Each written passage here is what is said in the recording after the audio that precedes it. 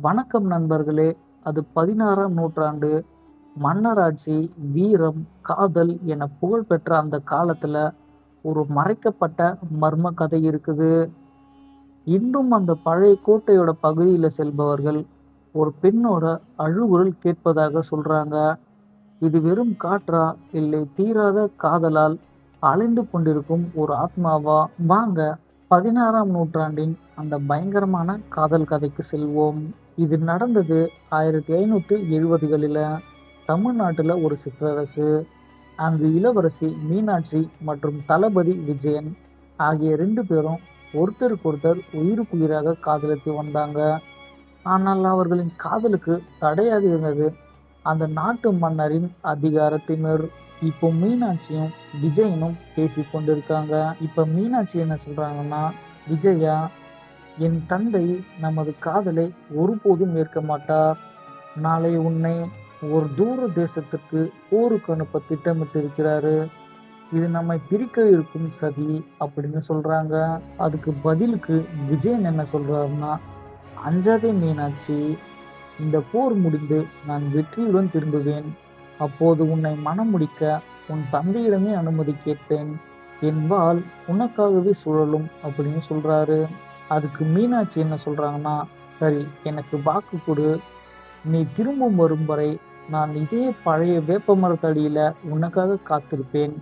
ஒருவேளை நீ வரவில்லை என்றால் என் உயிர் இந்த மண்ணில் இருக்காது அப்படின்னு சொல்றாங்க. அதுக்கு விஜயன் என்ன சொல்றான்னா, நிச்சயமாக திரும்புவேன் மீனாட்சி. உன் காதல் தான் என் கவசம் அப்படின்னு சொல்றாரு. அதுக்கு அடுத்ததா விஜயனும் போருக்கு சென்றுட்டான். ஆனால் மன்னன் ஒரு சூழ்ச்சி செய்தாரு.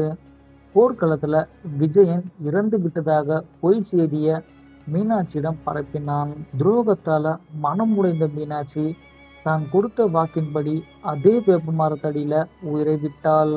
ஆனால் சில நாட்களிலேயே விஜயன் போர்ல வெற்றி பெற்று திரும்பினான்.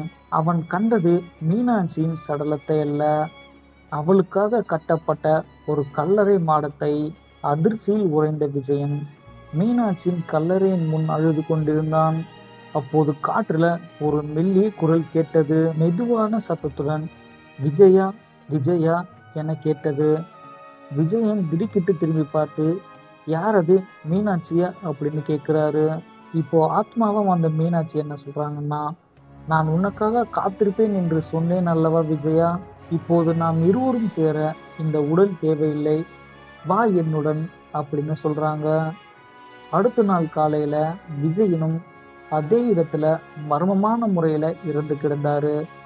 ஊர் மக்கள் சொல்லுவது என்னவென்றால், அவர்கள் இருவரும் ஆத்மாவாக இணைந்து விட்டார்கள் என்பதுதான். இன்றும் 16ஆம் நூற்றாண்டின் அந்த கோட்டை பகுதியில இரவு நேரத்துல ஒரு போர் வீரனும் ஒரு இளவரசியும் கைகோர்த்து நடப்பதை பார்த்ததாக பல சாட்சிகள் சொல்கின்றார்கள். இது வெறும் கற்பனையா அல்லது காலத்தால் அழியாத காதலா? உங்கள் கருத்தை கமெண்ட்ல சொல்லுங்க. இந்த வீடியோ பிடிச்சிருந்தா லைக் பண்ணுங்க, ஷேர் பண்ணுங்க. மீண்டும் ஒரு மர்மமான கதையுடன் சந்திக்கிறேன். நன்றி.